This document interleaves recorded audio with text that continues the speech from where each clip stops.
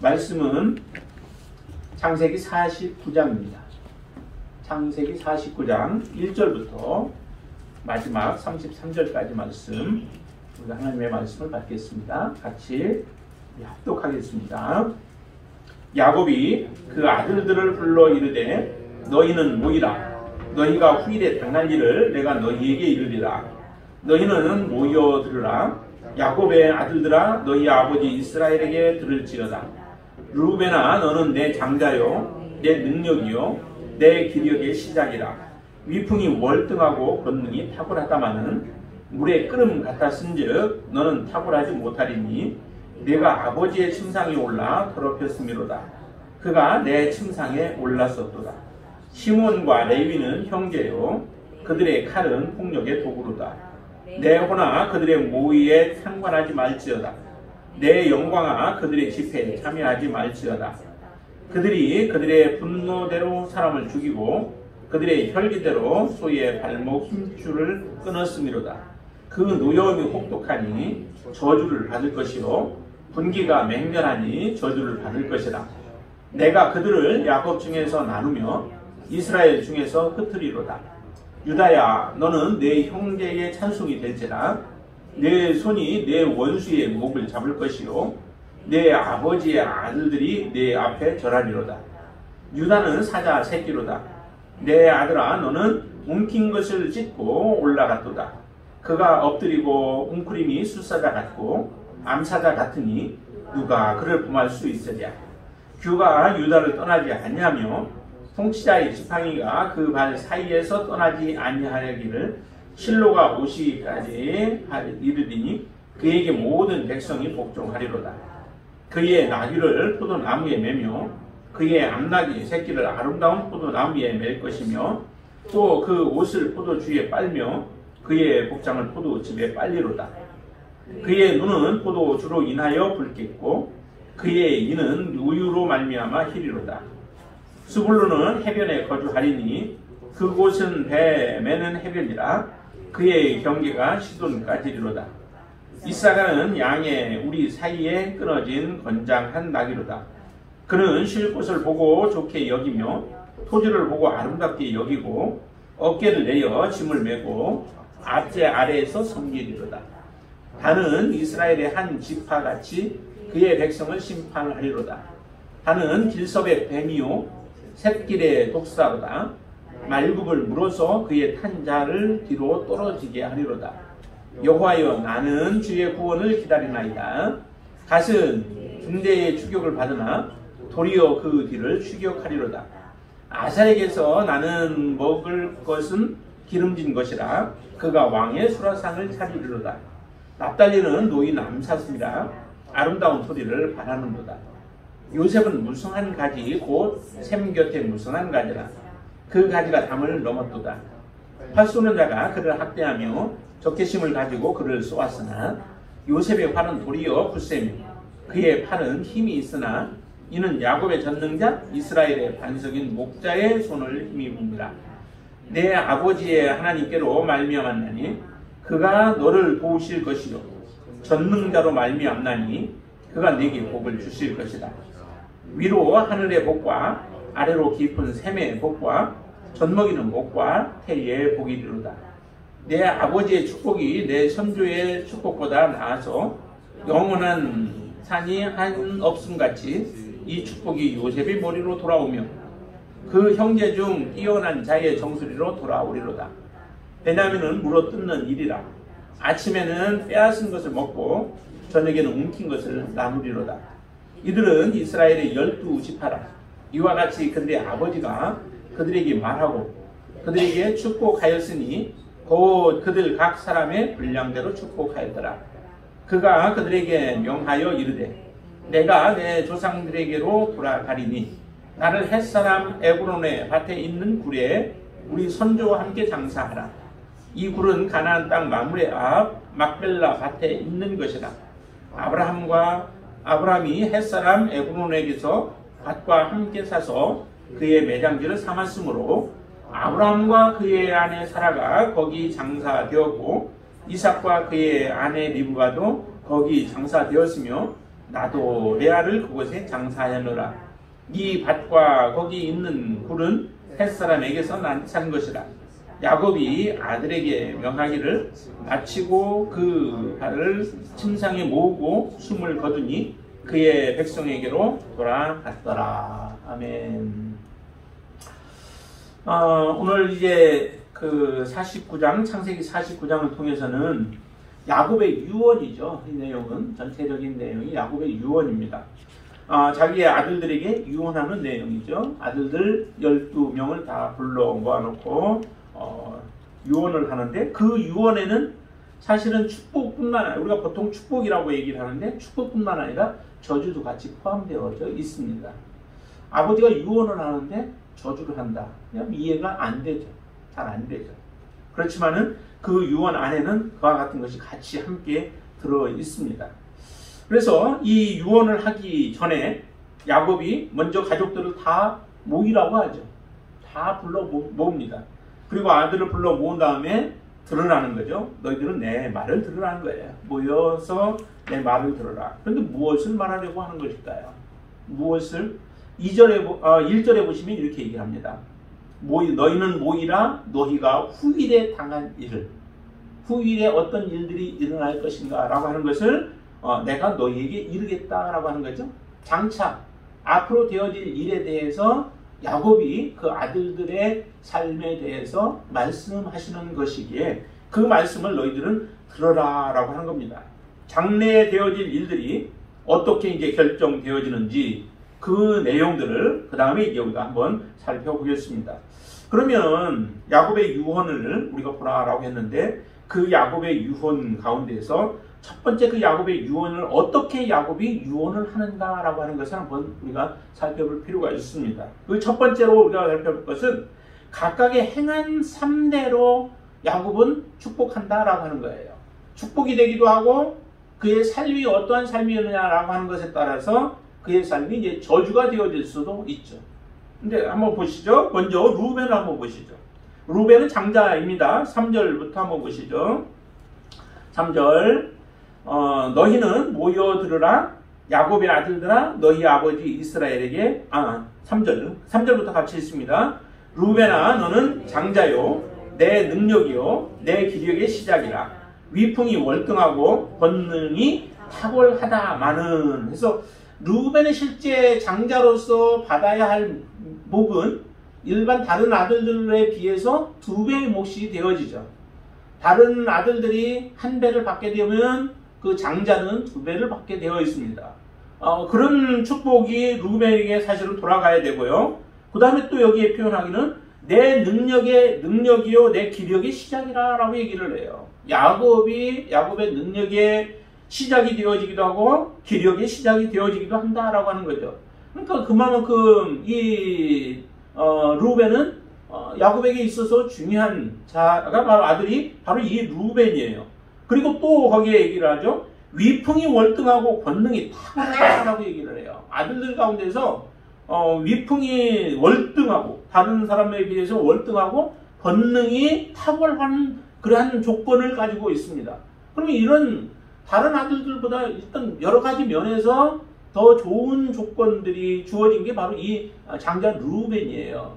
그런데 이 루벤이 어떤 축복을 받는, 어떤 저주를 받는지를 보세요. 4절부터 보세요. 4절을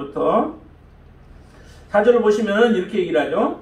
같이 한번 읽습니다. 물의 끓음 같았은즉 너는 탁월하지 못하리니 내가 아버지의 침상에 올라 더럽혔음이로다. 그가 내 침상에 올랐었도다 라고 얘기를 하죠.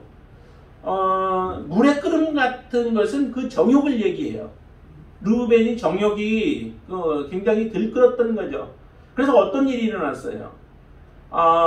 그 라헬의 몸종이었던 그 비라를 범하게 되어지는 일들이 일어나죠. 이 비라를 통하여서 12 아들들 가운데서는 비라의 자녀들까지도 있어요. 그러니까 형제들 가운데는 지금 비라의 자녀들이 있다는 거죠. 루벤의 형제들 가운데. 그런데도 그 비라와 비라와 함께 잠자리를 한 이런 일들이 일어났던 거예요. 정욕을 참지 못하여서. 아무리 그래도 그렇죠. 그 일은 하지 않아야 될 일들이죠. 그 범죄함으로 인하여서 그의 삶은 이제 어떻게 비워지냐면은 내가 아버지의 침상에 올랐음으로 인하여서 그 모든 탁월함들이 이제 의미가 없어져요. 그 권한을 누리지 못하게 되어지는 일들이 일어나게 되어지죠. 그래서 침상에 오름으로 인하여서 그는 오히려 저주를 받게 되어지는 일들이 일어나요. 한번 창세기 35장을 한번 보세요. 창세기 35장에 보면은 루벤이 저질렀던 죄에 대해서 고발하는 내용이 나오게 되어지죠. 35장 22절 말씀 보시죠. 같이 한번 읽습니다. 이스라엘이 그 땅에 거주할 때에 루벤이 가서 그 아버지의 적 빌하와 동침하매 이스라엘이 이를 들었더라 라고 얘기를 하죠. 아버지의 아내와 함께하는 이런 죄악을 범함으로 인해서 결국 그 장자의 명분도 빼앗기게 됩니다. 원래 2배를 받게 되어지는데 2배는 누가 받게 되어져요? 나중에 보면은 요셉의 자녀들이 받게 되어지죠. 므낫세와 에브라임이 받게 되어집니다. 그래서 그런 탁월함이 빼앗기게 되어지는데 우리가 살아가는 동안에 하나님 앞에서는 우리가 어떻게 이 땅에서 살았는가라고 하는 것이 그대로 하나님이 우리를 심판하고 판단하는 증거가 되어지죠. 하나님 앞에는 감춰질 수 있는 게 아무것도 없어요. 우리가 모든 행한 일들이 다 그대로 드러난다는 거죠. 그렇기 때문에 여러분들이 이 땅에 살아가는 동안에 하나님을 항상 인식하고 의식하고 살아가셔야 돼요. 내 안에 하나님이 없다? 그렇게 없는 가운데서 우리가 살아가도 그들의 삶은 다 하나님 앞에 드러날 수밖에 없습니다. 그래서 지혜로운 삶은 그 하나님을 인정하고 하나님 앞에서 내가 거룩한 삶을, 하나님 앞에서 내가 부끄럽지 아니한 삶을 살아가도록 하는 삶이 그래서 중요한 것입니다. 이렇게 좋은 조건이 있고 위풍이 월등하고 권능이 탁월하지만은 그 모든 권능들이 사실은 다 무너지게 되어 있던 것입니다.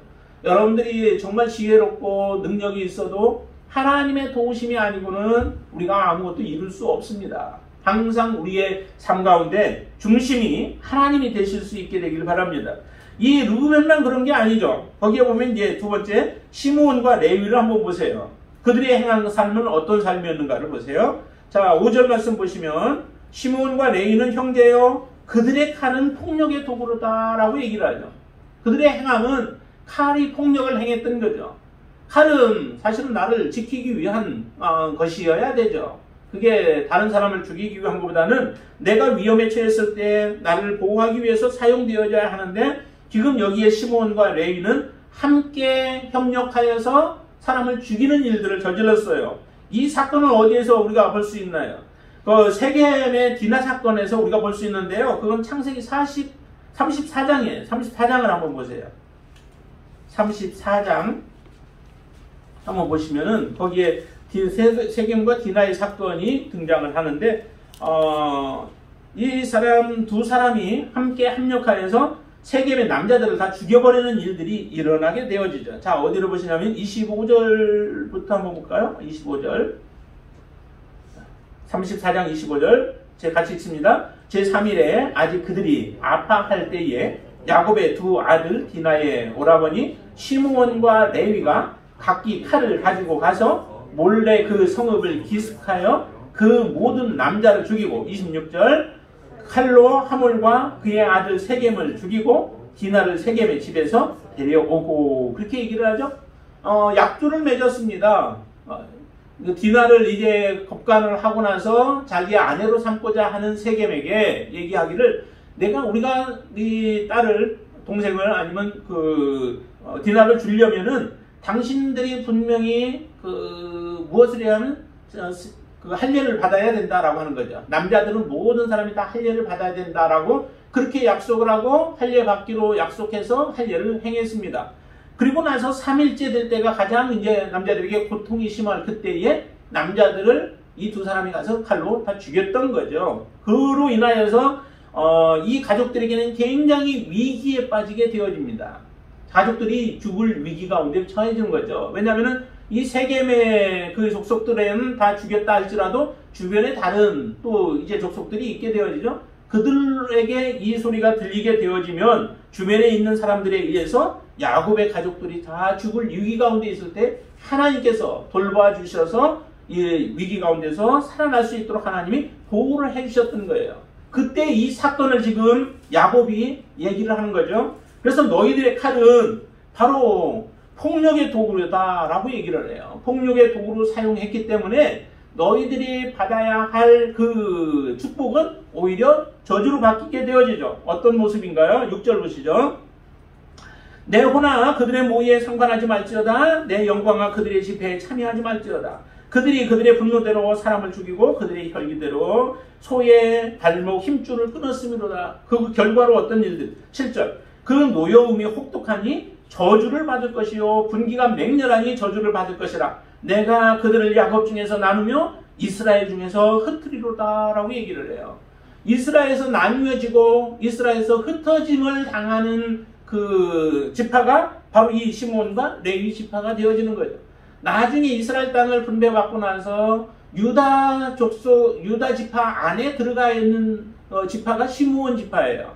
그리고 이 레위 지파는 자기들 지파를 따로 받지 못하고 각각의 다른 지파들에게 나누어서 거하게 되어지는 일들을 받게 되어지죠. 그 원인이 바로 이 칼로 폭력을 행한 것들 때문에 그렇다라고 하는 거죠. 어느 부모님들 자녀들에게 저주를 하고 싶은 사람이 누가 있겠어요? 가장 좋은 것으로 주고 싶은 것이 바로 부모의 마음 아니겠습니까? 그렇지만 하나님 앞에서의 그 축복은, 또 하나님 앞에서의 기도는 우리가 하고 싶다고, 우리가 주고 싶다고 내 마음대로 모든 것을 그렇게 축복하고 그렇게 기도하는 것이 사실은 아니다라고 하는 거죠. 하나님 앞에서의 대리자로서 그 일들을 행할 때, 또 여러분들이 누군가를 위하여서 기도할 때도 마찬가지 부분들이에요. 하나님의 뜻이 어디 있는가, 하나님의 마음이 어디 있는가를 보고 그 마음대로 우리가 기도하고 또 축복해 주는 것이 그게 바른 것이죠. 왜냐하면 이전에도 보면은 이 야곱과 그 다음에 누구죠? 에서 두 사람이 그 축복을 받아야 할 그때에 어떤 일들이 일어났어요. 먼저 야곱이 와가지고 에서가 받아야 할 축복을 다 받았죠. 그러고 나서 에서가 와서 아버지 앞에 울며 자기도 축복해달라고 그렇게 하지만은 아버지 이삭이 그렇게 기도하지 않습니다. 이미 다 야곱에게 축복을 했기 때문에 너에게 줄 게 없다라고 하는 그런 말씀을 하시죠. 그 이삭인들 에서에게도 축복하고 얼마나 또 자기가 사랑했던 아들 아니겠습니까? 그런데도 축복할 수 없었습니다. 하나님의 뜻이 야곱을 하나님이 택하여 그에게 복을 주시기로 하셨기 때문에 그런 것이죠. 여기 바로 이처럼 악을 행함으로 또 죄를 행함으로 인하여서 그들이 나뉘어지는 이런 저주를 받게 되어지는 모습을 보며 우리가 이 세상에 살아가는 동안에 정말 어떻게 살아가야 할 것인가 라고 하는 것을 우리는 분명하게 깊이 생각하고 우리가 살아가야 한다라고 하는 것이죠. 사람이 안 본다고 안 보이는 것이 아닙니다. 모르는 것이 아닙니다. 모든 것은 하나님이 다 보시고 하나님이 아신다라고 하는 거예요. 그 하나님 앞에 여러분들이 여러분들의 행동을 보고 하나님께서 축복하실 삶을 여러분들이 계획을 하시고 그 삶을 여러분들이 추진하고 또 행할 수 있게 되길 바랍니다. 그래서 어느 누구든 여러분들을 축복할 수 있는 사람이 되어질 수 있기를 주님의 이름으로 축원을 드립니다. 자, 그리고 두 번째 우리가 또 봐야 할 것은 뭐냐면 각각의 믿음대로 어떻게 보면 행한 삶이나 믿음이나 같은 것이기도 해요. 그런데 우리가 조금 좀 나누어서 본다면은 믿음대로 축복했다라고 하는데 특별히 두 사람에 대해서 봅니다. 두 사람은 누구냐면 유다와 그 다음에 요셉에 대한 부분들이죠. 유다를 한번 보시죠. 유다는 8절부터인데요. 유다의 그 이름의 뜻은 찬송이라는 이름을 가지고 있습니다. 이름에 걸맞게 또 그의 삶도 그렇게 살아가고 있죠. 자, 한번 보시죠. 8절 보시죠. 같이 읽습니다. 유다야, 너는 내 형제의 찬송이 될지라. 내 손이 내 원수의 목을 잡을 것이요 내 아버지의 아들들이 내 앞에 절하리로다 라고 하면서 유다는 이렇게 표현을 합니다. 9절 유다는 사자 새끼로다 라고 얘기를 해요. 사자라는 거예요. 유다는. 그러니까 사자는 굉장히 그 위험이 있죠. 그리고 능력이 있죠. 그런 사람이 바로 이 유다라는 거예요. 유다의 삶 속에서 유다의 삶이 정말 이렇게 그 야곱으로 하여금 인정받는 또 하나님의 그 메시아가 유다의 자손을 통하여 나오게 되어지는 그 계기가 한 가지가 큰 사건이 하나가 있었는데 그게 뭐냐면은 곡식을 애굽으로 아들들을 보내서 가져오게 할 때에 마지막에 야곱이 놓지 못했던 것이 누구냐면은 그의 막내 베냐민이죠. 베냐민을 억지로 동생 아들들이 요구를 하니까 베냐민 안 데려가면은 우리는 더 이상 이제 애굽에 가서 곡식을 가져오지 않겠습니다라고 하니까 이제 베냐민을 보내기로 작정을 하죠. 그래서 베냐민을 보냈는데 베냐민의 삶 가운데 형제들이 애굽에 갔다 오는 과정 속에서 많은 어려움들이 생기게 되어져요. 마지막에는 어떤 일이냐면 이 베냐민의 자루에서 요셉이 점치고 하는 그 은잔이 나오게 됨으로 인하여 베냐민이 잡혀서 있게 되어집니다. 그렇게 되어졌을 때 이 베냐민을 구해내기 위해서 감옥에 잡혀있지 않도록 하기 위해서 누가 나서냐면은 이 유다가 정말 자기 자신 내가 대신 그곳에서 잡혀있고 감옥에 내가 들어갈 테니까 이 베냐민을 돌려보내달라고 그렇게 간절하게 애원을 하면서 요셉에게 하는 말들을 봐요. 그 내용을 보면 정말 우리도 감동적인데 그런 모습으로 베냐민의 그 삶이 이전에는 그 요셉을 자기들이 팔아넘기기까지 했던 그런 사람들이 베냐민의 목숨에 자기를 바꾸는 이와 같은 모습을 보여줘요. 유다가 그렇게 하죠. 그로 인하여서 베냐민은 풀려나고 하는 그런 모습을 보여주죠. 나중에는 이제 그게 진정으로 뭐 잡아놓고자 목적이 아니었던 것을 우리가 보여주는데 그 헌신적인 모습, 자기 자신을 희생하는 유다의 모습이 정말 이제 하나님 앞에 합당한 모습으로 보여진 거예요. 그래서 유다를 바로 형제들의 찬송이 되게 하고 그곳에서 유다를 통하여서 새끼 사자와 같은 믿음, 담대한 믿음, 굴하지 않는 믿음을 유다에게 줌으로 인해서 유다를 통하여 그의 메시아가 나오게 되어지죠. 이런 축복을 이제 줍니다. 그 유다에게는 10절 말씀 한번 보시죠. 같이 한번 읽습니다. 그가 유다로 떠나지 아니하며 통치자의 지팡이가 그 발 사이에서 떠나지 아니하기를 실로가 오시기까지 이르니 그에게 모든 백성이 복종하리로다. 메시아가 올 때까지는 바로 이 규는 왕을 상징하는 의미죠. 왕이 유다의 자손에서 떠나지 아니할 것이라는 거예요. 유다의 자손에서 지속적으로 배출되어질 것이다 라고 하는 그런 약속을 해주시죠. 그뿐만 아니에요. 그거에다가 더해서 모든 풍요로움의 축복을 허락해 주죠. 11절부터 12절까지의 그 내용들을 보면은 굉장히 축복을 주는데 이런 축복을 하죠. 같이 한번 보시죠. 그의 나귀를 포도나무에 매며 그의 암나귀 새끼를 아름다운 포도나무에 맬 것이며 또 그 옷을 포도주에 빨며 그의 복장을 포도즙에 빨리로다. 그의 눈은 포도주로 인하여 붉겠고 그의 이는 우유로 말미암아 기리로다.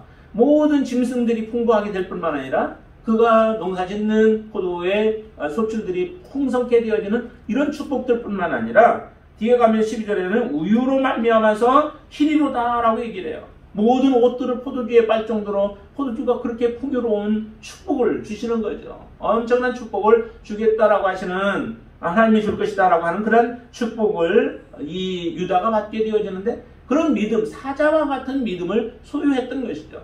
여러분들의 믿음은 어느 정도의 믿음, 어떤 믿음입니까? 정말 작은 바람에도 흔들리는 그러한 갈대와 같은 믿음을 가지고 계신가요? 아니면 정말 베드로와 같이 반석과 같은 믿음이어서 어느 무엇으로도 흔들지 못하고 이 베드로가 조금 흔들린 믿음이 있었죠. 그러나 그의 믿음은 다시 견고케 되어져서 형제들을 세우는 그러한 귀한 믿음으로 세워졌듯이 여러분들의 믿음이 이런 믿음을 소유할 수 있게 되길 바랍니다. 그러면 하나님이 여러분들을 축복하시는 거예요. 내가 축복하는 게 아니라 여러분들이 이런 사자와 같은 믿음, 다윗과 같은 믿음, 유다와 같은 믿음을 여러분들이 가지게 되어지면 이런 축복을 하나님이 여러분들에게 허락해 주실 줄로 믿습니다. 그리고 또 한 사람은 바로 요셉이죠. 요셉의 분량도 참 많이 얘기를 하는데요. 22절부터 보면은 요셉에 대한 말씀을 해요. 요셉이 이렇게 얘기를 하죠. 요셉은 어떤 믿음일까요? 요셉은 무성한 가지로 그 샘 곁에 무성한 가지라. 그 가지가 담을 넘었도다. 활 쏘는 자가 그를 학대하며 적개심을 가지고 그를 쏘았으나 요셉의 활은 도리어 굳세며 그의 팔은 힘이 있으나 이는 야곱의 전능자 이스라엘의 반석인 목자의 손을 힘입음이라 라고 얘기해요. 하나님을 힘입어서 그가 살아가는 데에 무성한 가지처럼 담을 넘어갈 정도로 무성하게 자라간다라고 하는 거죠. 이게 바로 요셉의 믿음이에요. 요셉의 삶을 우리가 너무 잘 봤죠. 많은 사람들은 얘기를 해요. 야곱의 믿음보다 오히려 요셉의 믿음이 더 투철하고 아름답다라고. 그렇게 할 만큼 요셉은 그 고난 속에서도 하나님을 의지하며 하나님 중심의 삶을 살아가는 믿음의 삶을 살았죠. 그러자 하나님께서 높여주실 뿐만 아니라 그 높여주신 그 이스라엘 백성들을 살리는 것뿐만 아니라 그의 삶은 애굽의 백성들을 살리고 가나안의 기근으로 인하여 죽어가는 사람들을 살리는 이런 귀한 일들을 위하여서 그의 믿음이 사용되어진 거죠. 그런 요셉을 하나님이 축복하셔서 이처럼 하나님이 놀라운 축복을 주시는데 그 축복을 보세요. 25절 같이 한번 읽습니다. 내 아버지의 하나님께로 말미암나니 그가 너를 도우실 것이요 전능자로 말미암나니 그가 네게 복을 주실 것이라. 위로 하늘의 복과 아래로 깊은 샘의 복과 젖먹이는 복과 태의 복이리로다. 우리가 기도할 때 이 요셉을 축복한 내용으로 사람들을 우리가 축복할 때가 참 많아요. 그러나 그 축복이 진정으로 그 사람에게 임하기 위해서는 어떤 삶을 살아야 돼요? 정말 하나님 앞에 하나님을 의지하며 힘입으며 하나님 중심의 믿음의 삶을 우리가 살아가게 되어질 때에 그 축복이 임하지 우리가 축복한다고 이루어지는 것이 아니라라고 하는 거죠. 여러분들도 바로 이 요셉과 같은 아주 무성한 가지가 샘 곁을 넘는 것처럼 담을 넘는 것처럼 여러분들의 믿음도 그런 믿음으로 세워지시기를 주님의 이름으로 축원을 드립니다. 네. 자, 그리고 나서 우리가 또 하나 더 볼 것은 이제 다른 그 지파들이에요. 다른 지파들의 모습을 우리가 각각의 은사들로 축복하신 그 모습을 우리가 보게 되어지죠. 자, 거기에 보면 스불론에 대해서 나오죠. 스불론은 13절입니다. 13절 한번 보세요. 자, 스불론은 해변에 거주하리니 그곳은 배 매는 해변이라 그의 경계가 시돈까지 이르다라고 얘기해요. 해변에 거주하게 된다라고 하는데 이 배를 가지고 상업을 하는 그런 일들이 바로 이 스불론에게는 그것이 능한 거예요. 자기에게 주어진 하나의 은사와 같은 거예요. 그렇기 때문에 그런 은사를 활용해서 스불론은 해변에 거주하면서 그러면서 배 매는 해변에 그 경계가 더 풍성해지는 그런 역사가 이제 일어나게 되어지죠. 우리 모든 사람들에게 여기에 주어진 형제들과 같은 그런 재능과 달란트들을 다 주셨어요. 하나님이 재능 없는 사람은 아무도 없어요. 여러분들은 어느 누구도 마찬가지죠. 어떤 사람은 좀 더 많이 준 사람은 있어요. 그래서 재능을 주셔서 그 재능으로 하나님을 위하여 섬기는 사람들이 있는가 하면은 그 주신 은사를 통하여 은사가 오히려 하나님 앞에는 하나도 드려지지 않고 자기 자신만을 위하여서 쓰여지는 사람들이 있어요. 하나님은 우리에게 주신 은사는 하나님을 위하여 쓰기를 원하시는 거죠. 자, 그 다음에 보면 이사갈의 모습을 한번 보세요. 이사갈도 보니까 이렇게 얘기를 하죠. 이사갈은 양의 우리 사이에 꿇어앉은 건장한 나귀로다라고 얘기해요. 이사갈의 성품은 나귀의 성품을 가진 거죠. 나귀와 같은, 나귀는 뭐예요? 다른 사람들의 짐을 나르기도 하고 때로는 사람을 이렇게 뭐 태우기도 하는 이런 일들을 하는 게 바로 나귀의 그 본연의 업무죠. 그처럼 이사갈의 삶이 그런 삶이라는 거예요. 그는 쉴 곳을 보고 좋게 여기며 토지를 보고 아름답게 여기고 어깨를 내려서 짐을 메고 그렇죠? 짐을 싣고 그 다음에 앞제 아래에서 섬기리로다라고 해요. 섬김이 정말 극한 섬김의 모습이죠. 예수님이 이 땅에 오신 목적도 어떤 목적이었어요? 우리의 영혼을 구원하기 위함도 있었지만은 섬기기 위한, 영혼을 구원하는 것은 섬김을 통해서 사실은 구원이 이루어지는 거죠. 주님이 섬기지 않고 우리 영혼을 구원하지 않습니다. 그 섬김은 우리를 위하여서 십자가의 길을 가시는 섬김이었던 것이죠. 그 섬김으로 우리가 살아나는 역사가 일어나요. 지금 이사갈의 경우도 이와 같은 섬김의 삶을 살아가게 되어질 것에 대해서 얘기를 하면서 그것이 바로 이 이사갈에게 주어지는 하나님의 축복인 거예요. 내 은사를 따라서 섬기는 삶이 그게 진정한 축복이죠. 내 은사는 다른 것인데 엉뚱한 다른 것을 가지고 섬기려고 하면 힘만 들고 그 결과는 나타나지 않게 되어져요. 그래서 여러분들에게 주신 은사가 무엇인가 라고 하는 것을 여러분들이 살펴보시고 그 은사를 따라서 여러분들이 섬길 수 있는 부분들을 섬기시게 되길 바랍니다. 그 은사를 따라 섬기면 기쁨이 있게 되어지죠. 얼마나 이스라엘이 힘들어요. 이와 같은 삶을 살려면은. 그렇지만 그 삶이 힘듦이 아니라 오히려 즐거움이 되어지는 겁니다.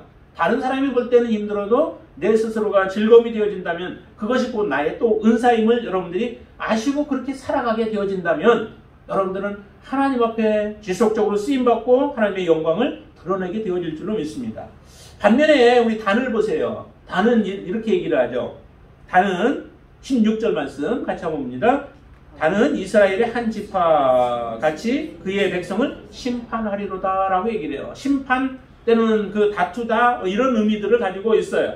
그러니까 다른 사람들을 심판하고 그러다 보니까 약간의 어떤 마음이 있냐면은 다른 사람들을 주관하고자 하고 다른 사람들을 판단하는 그런 일들을 행하게 되어지죠. 그리고 좀 더 여기서는 보니까 다른 사람을 고통스럽게 하는 일들을 해요. 17절 보세요. 단은 길섭의 뱀이요 샛길의 독사로다 말굽을 물어서 그 탄자를 뒤로 떨어지게 하리로다. 이것도 악한 일들을 행하는 일들이죠. 그래서 단이 나중에 보면은 이 단의 모습이 어디서 이 단의 나쁜 모습이 드러나냐면은 사사기에 보면은 18장에 보면은 단의 그 우상을 섬기는 모습들이 드러나요. 그 우상을 섬긴 결과적으로 어떤 일, 이스라엘 백성들도 출애굽한 이후에 금송아지를 섬기는 일들이 일어나기는 했었어요. 그렇지만 다시 이제 회개하고 또 돌아오게 되어지지만 이 단은 지속적인 그 섬김이 있었던 거예요. 우상을 섬겼던 것 같아요. 그러다 보니까 계시록에 가면은 이 단이 인맞은 자의 숫자를 세는 가운데서 단의 지파가 빠져버려요. 빠져버리는 모습을 우리가 보게 되어지는데 그런 모습이 바로 지금 야곱의 저주가 그 지파에게 사실은 임한 것과 같은 모습이죠. 18절에는 이렇게까지 덧붙이잖아요. 여호와여 나는 주의 구원을 기다리나이다 라고 얘기를 해요. 주의 구원을 기다린다. 구원을 온전히 받지 못한 그런 모습 아니겠습니까? 그리고 나서 갓과 아셀 또 납달리 등등 이러한 사람들의 모습도 마찬가지입니다. 그 은사를 따라서 하나님이 그들을 야곱을 통하여서 축복하신다라고 하는 거죠. 여러분들은 어떤 축복을 받을 삶을 여러분들이 살아오셨나요? 아니면 여러분들에게 주어진 은사가 무엇인가 여러분들은 아시나요? 그 은사를 따라서 섬기셨다면 정말 여러분들의 삶은 정말 야곱이 축복하듯이 축복의 삶이 되어질 거예요. 이렇게 자녀들을 모아놓고 야곱이 얘기를 합니다. 28절부터 보시면 이제 야곱이 마지막 그들에게 다 이렇게 얘기했는데 표현을 이렇게 해야 합니다. 28절 보세요. 같이 한번 읽습니다.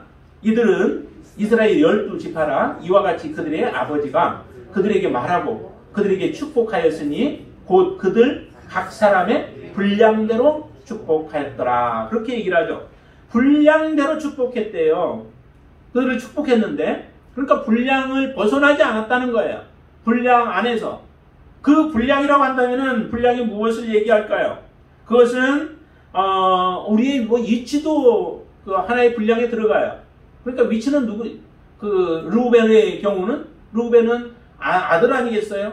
그럼 그 위치에서 해야 할 일은 아버지께 순종하고 부모님께 순종하며 살아가야 하는데 오히려 그 위치를 떠나버린 거죠.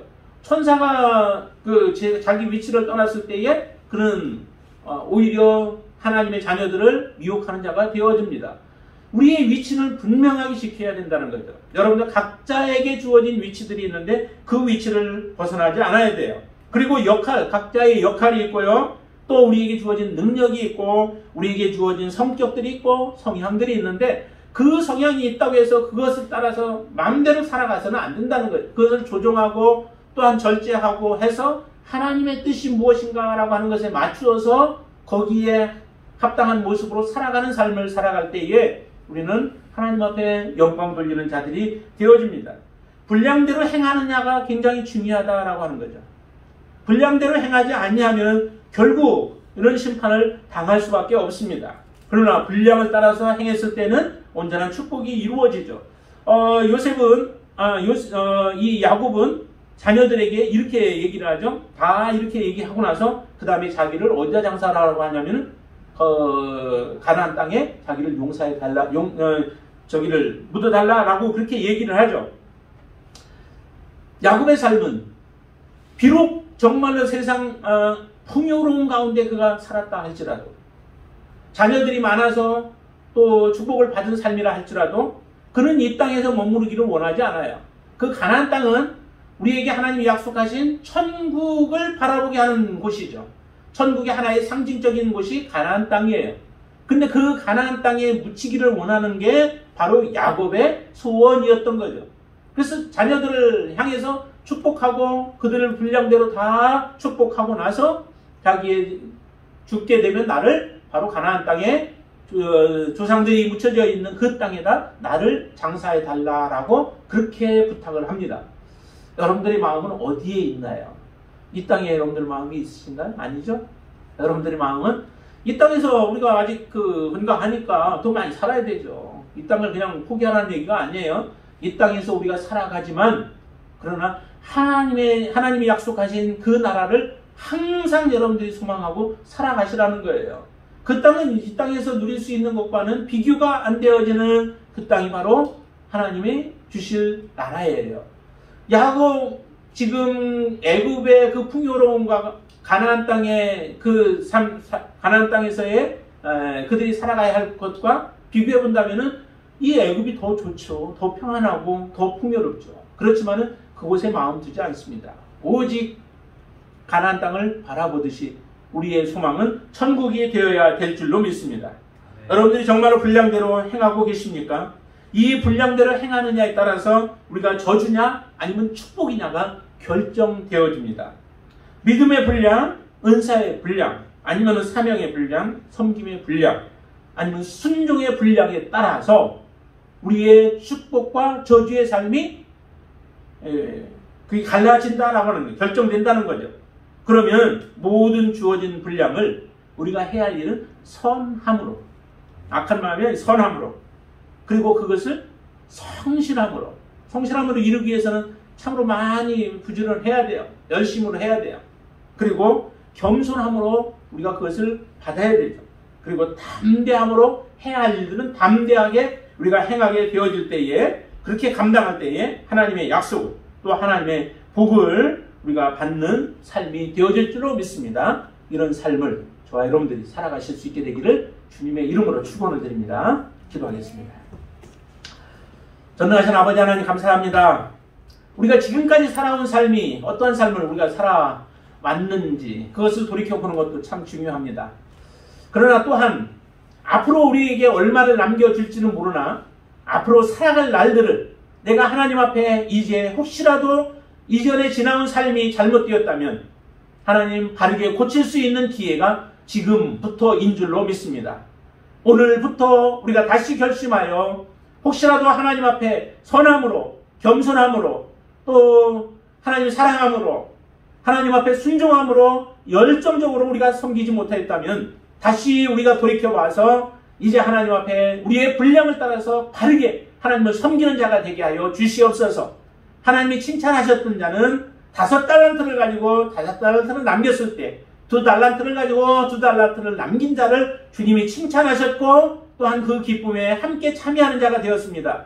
1달란트를 묻어두었던 자는 하나님의 징계를 받고 하나님 그 악한 자라고 하는 하나님의 심판을 받을 수밖에 없었습니다. 우리가 어떤 자입니까? 하나님 앞에 정말 칭찬받는 자가 되기를 원합니다. 앞으로 우리의 삶을 주장하여 주시고 성령께서 우리를 이끌어 주셔서 온전한 믿음의 삶을 살아갈 수 있도록 역사하여 주시옵소서. 예수님의 이름으로 간절히 기도드리옵나이다.